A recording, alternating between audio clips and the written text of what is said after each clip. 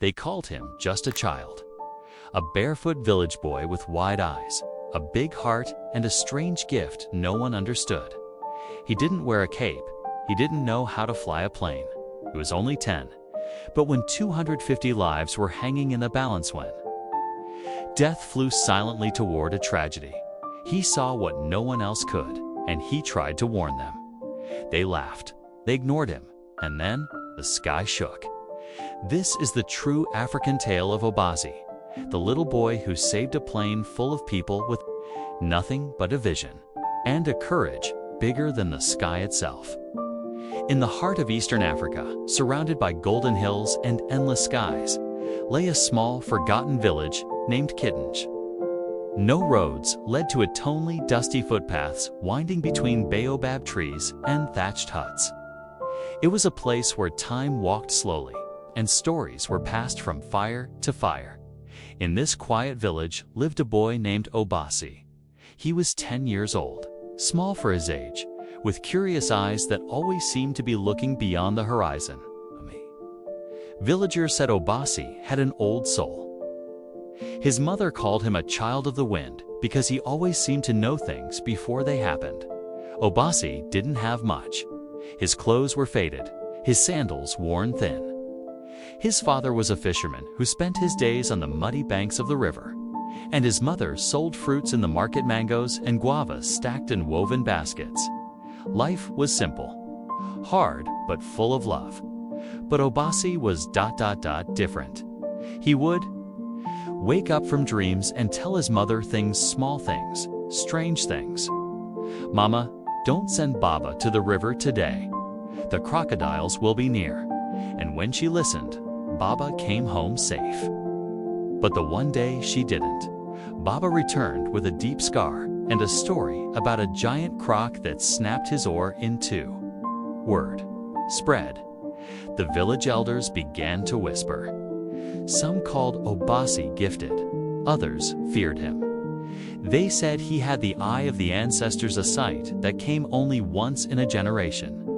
But Obasi didn't care about titles. He just wanted to help, to understand the dreams. Until one day, his dreams became terrifying. It began one quiet evening. The sky was painted orange, and smoke curled up from cooking fires. Obasi was walking home with a bundle of firewood when a strange silence fell. The birds stopped singing. The wind grew still.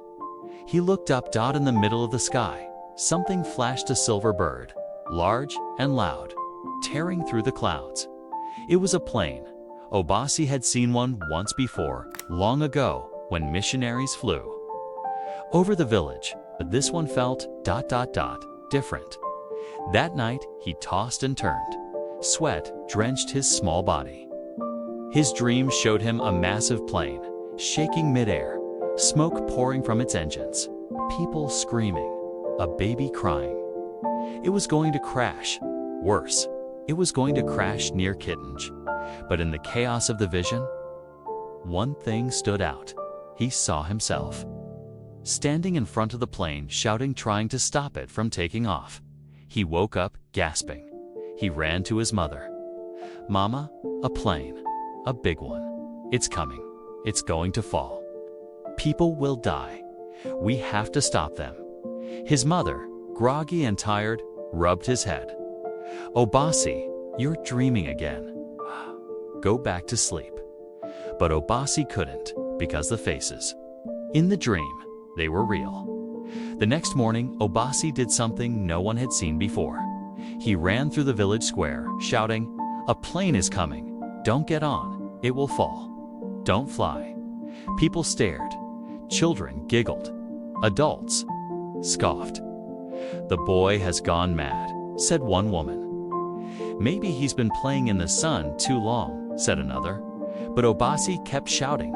He begged the village elders. He ran to the shrine. He cried before the chief. No one believed him until the trucks arrived. 2 giant jeeps rolled into Kitenge. That same afternoon, kicking up dust and stunning the villagers. Men in suits stepped out. Behind them, banners with logos read, "Skybird Airlines," touching every soul. The villagers gathered, curious. A tall man with sunglasses stepped onto a wooden stool and spoke with a booming voice. "People of Kitenge, we bring you a gift, a once-in-a-lifetime opportunity. Your entire village is invited to take a special flight aboard one of Africa's finest planes. As part of our Unity in the Sky campaign, we want to thank your community by flying you to the capital city free of charge."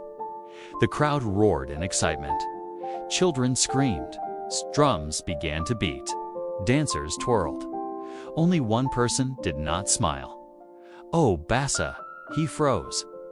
That was the plane. That was the moment from his dream. He knew it. Obasi must decide. Should he stay silent or risk everything to stop the flight, even if no one believes him, even if it costs him his place in the village? Obasi stood silently as the villagers danced around the two giant jeeps. Music filled the air. Drums pounded with joy. Children ran barefoot, chasing each other through the dust. Mothers clapped. Fathers shouted in approval. Everyone was excited. But Obasi's heart was pounding for a very different reason. This was the plane from his dream, the very one. He stared at the tall man in sunglasses who had made the announcement. His name was Mr. Whale. He was the regional director of Skybird Airlines, and he wore a bright blue suit that shimmered in the sun. Mr. Whale waved his arms as he spoke. With confidence and flair, he said the flight would be in 2 days. He said the aircraft was brand new, recently upgraded with state-of-the-art technology. He said the people of Kitenge were lucky, chosen out of many villages to receive such a rare gift, and everyone believed him. Everyone, except Obasi. Obasi tried again. He walked up to one of the elders, Elder Muntu, who often listened to him with a kind heart. "Please," Elder Obasi pleaded, "I saw the plane. It will fall from the sky. You must not let anyone board it." Elder Mantu looked at the boy. His eyes were full of concern, but also confusion. He leaned down. "You've had dreams before, Obasi, and many came true. But this is a great opportunity for our people. It's a chance to see the world beyond our hills. Maybe this time, your dream was just a dream." Obasi shook his head. "No, Elder, this is different. I saw smoke, fire. I saw people crying. I saw the ground rushing toward them. I saw this plane breaking apart in the sky." Elder Mantu placed a hand on his shoulder. "We will. Be careful, child, but do not cause fear. Let us celebrate this blessing." Obasi's heart sank. He turned and walked away, but not before seeing Mr. Whale watching him from behind his dark glasses. For a brief moment, their eyes met, and in that cold stare, Obasi felt a chill run down his spine. The next day, preparations began. People packed their small bags. Tailors worked overnight to sew beautiful clothes for the journey. Women braided each other's hair. Men lined up to write their names on the passenger list. A team from the airline set up a temporary office in the school building. They brought food, water, radios, and folding chairs. It became a festival. But Obasi remained restless. That night, the dreams returned. This time, they were even more vivid. He saw the plane rising into the air, then a sudden flash. An explosion. Screams, the pilot slumped over. The co-pilot desperately trying to steer. Wires sparking. Oxygen masks falling. And then Obasi saw something new. A face. A man's face, hidden in the shadows of the plane's cargo hold. A man with a scar running down his cheek, holding a small black device. A bomb.obazi sat up in bed, breathing heavily. It wasn't a technical failure. It was sabotage. Someone wanted that plane to crash. He had to act. He had to stop it. The next morning, Obasi stood at the village center and shouted with all his might, "Don't get on the plane. It will crash. There's a man with a bomb. I saw him. He has a scar on his cheek. The villagers turned toward him. Some looked confused, others annoyed. A few laughed, but a few began to worry. One mother pulled her child closer, a young teacher. Approached Obasi. "What are you saying, Obasi? A bomb? Where did you hear such a thing?" "I didn't hear it. I saw it in my dream." A small group began to gather. "Oh, Bays," I raised his voice. "He's hiding in the plain. I saw it. There's a black device. It will explode in the air." Then came the voice of Mr. Whale, smooth and firm. "Enough, young man." He stepped forward, his blue suit gleaming. "You are causing panic with these stories. There is no man with a bomb. Our security is tight. Our staff is professional. You should be ashamed of yourself." Obasi stared at him. "You know I'm telling the truth." Mr. Whale's smile faded. "Boy, if you continue with these lies, you will be banned from the flight.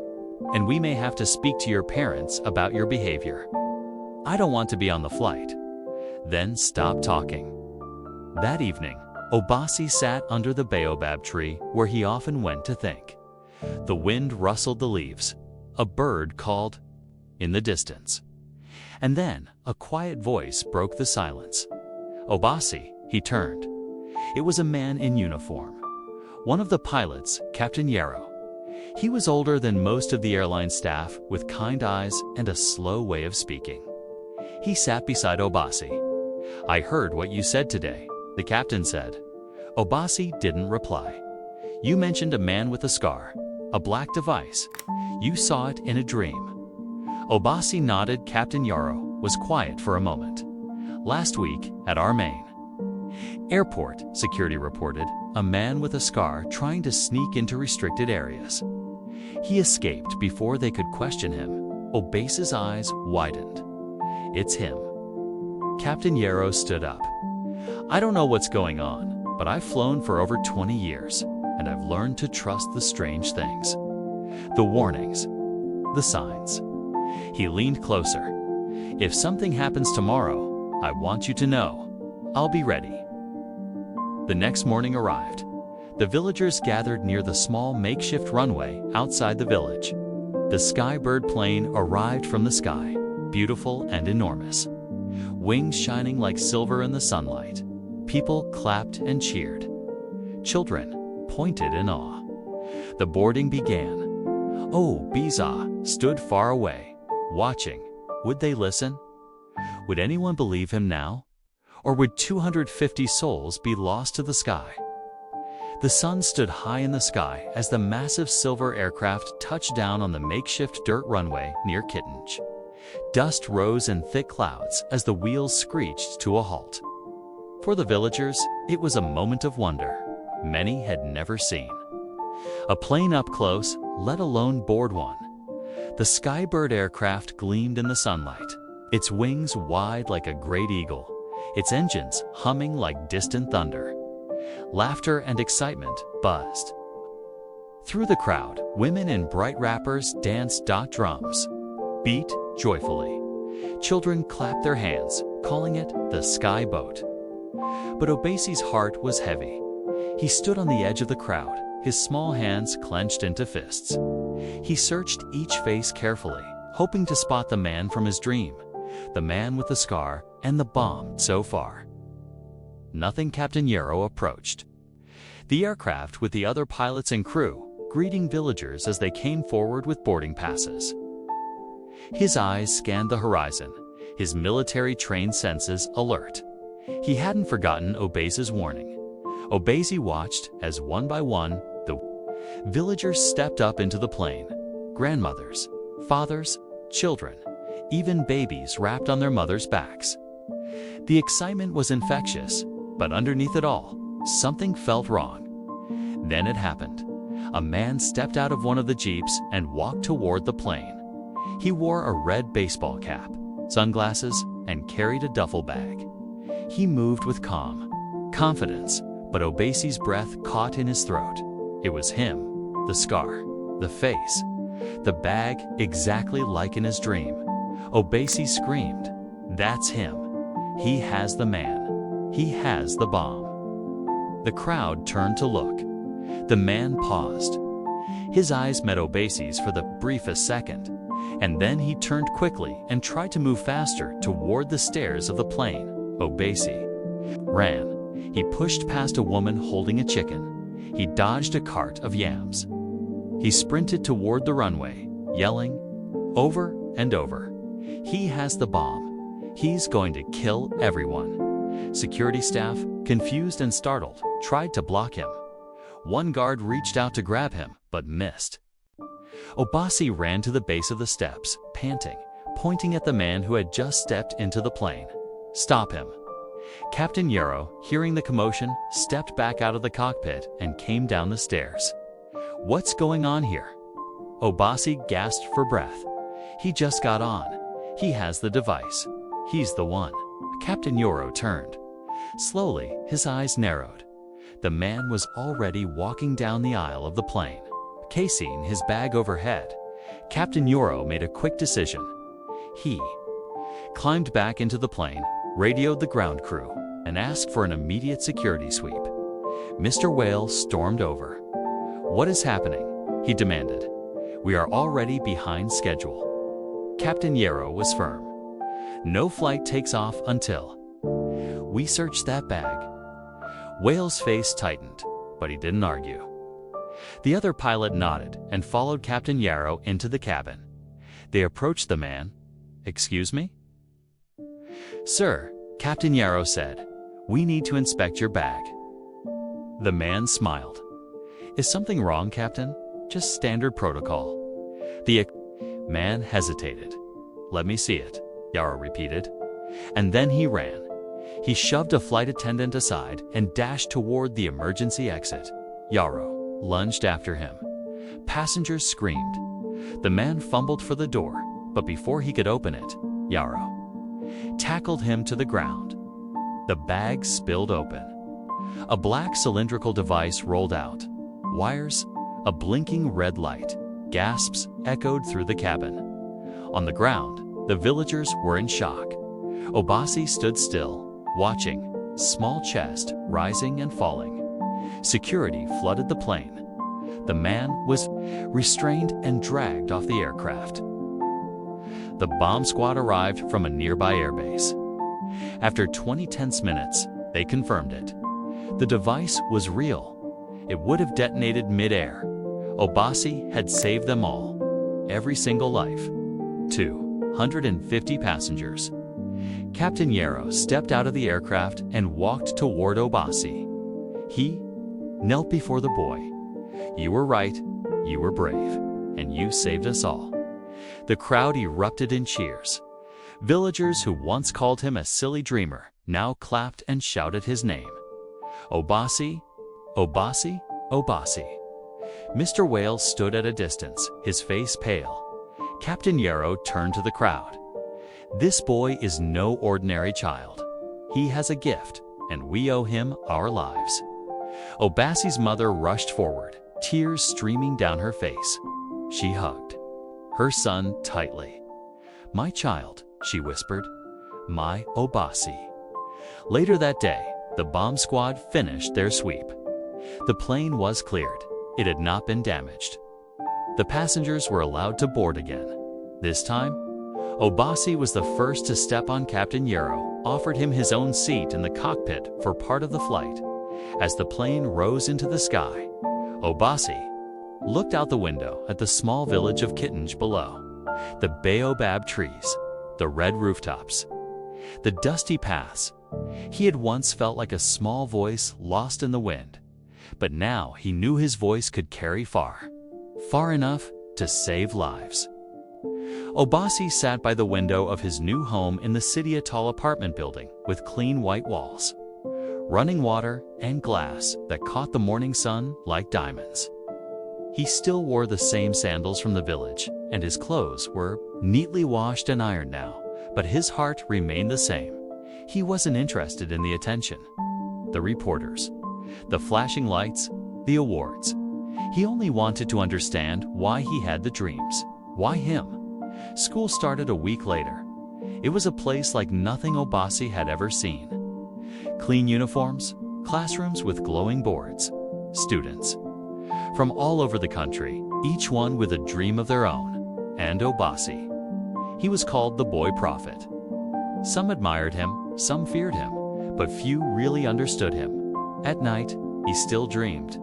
Sometimes the dreams were soft clouds, rivers, winds that spoke his name. Other times, it returned like thunder warnings. Visions, flashes of danger, and every time he would wake and write them down in a small notebook his teacher had given him. One day, while walking through the school library, Obasi found a dusty book on an old wooden shelf. The title read, Visions and Seers of Africa. He opened it slowly. Inside were drawings and stories of people just like him, children from villages, women from mountains, old men from desert siege. One passage read, they are born once in a generation, carriers of the flame, listeners of the wind. They see not with eyes, but with spirit. Obasi felt the words enter his soul. He was not alone. He was part of something older, something sacred. He went home that evening, sat with his mother on the balcony. Below, the city lights twinkled. She served him warm tea and placed her arm around his shoulder. "You're still my son," she said softly, "no matter what the world says." He leaned into her. "I don't want to be famous," he whispered. "I just want people to listen." She kissed the top of his head. They will. They will now." Years passed. Obasi grew into a strong, thoughtful young man. He studied aviation, then disaster management, then dreams and the science behind them. But he never lost touch with his roots. Every school holiday, he returned to Kitenge to walk the paths of his childhood and sit beneath the baobab tree where it all began. The villagers treated him like royalty, but he always brought gifts: books, radios, clothes, clean water filters, and stories. He never stopped telling stories. At age 18, he was invited to speak at a major international safety conference. Pilots, engineers, and psychologists from across the world sat in the audience. He stepped onto the stage, wearing traditional Kitenge fabric mixed with a modern suit. He told them about the plane, the bomb, the second man, but mostly, he spoke about listening. "We live in a world that ignores the quiet ones," he said. "The small voices, the gut feelings, the child crying out that something is wrong. But those are the voices that save lives." The audience rose to their feet. That speech went viral, and Obasi was invited to help design new safety protocols based on intuitive alerts, community reporting, dream analysis among certain tribal regions, and local spiritual intelligence. He didn't just save one plane, he began saving many. He was only 10 years old when the sky almost swallowed his village whole. But now, he stood as a guardian, not just of his people, but of the world. Years later, when Obasi was grown, married, and a father himself, he returned to the old runway near Kitenge. It had long been turned into a small regional airstrip with lights, a control tower, and 2 gates. A bronze statue stood near the gate. It was a sculpture of a small barefoot boy, eyes gazing at the sky, hand outstretched as if warning the heavens. Below the statue, a plaque read, "In honor of Obasi, the boy who saw the storm before it came. May we never stop listening to those who whisper the truth." As Obasi stood before the statue, his son tugged at his sleeve. "Papa," the little boy asked, "did you really stop a plane from falling?" Obasi smiled. He looked up at the sky. "It wasn't me," he said. "It was the voice inside me. I just chose to listen." And with that, he lifted his son onto his shoulders and walked back toward the village, the wind whispering through the trees just like it had all those years ago. The sky, for once, was calm, and the world, because of one little boy, had learned to hear again. Thanks for watching. Hoped you liked it. If you watched till the end, please comment "end" so that we could understand you were with us till the end. As well as, please let us know, where are you watching from? Before leaving, please hit the subscribe button, comment your thought, and share with your nearest and dearest one. See you in the next one. Till to the next one, stay happy. Goodbye, asterisk.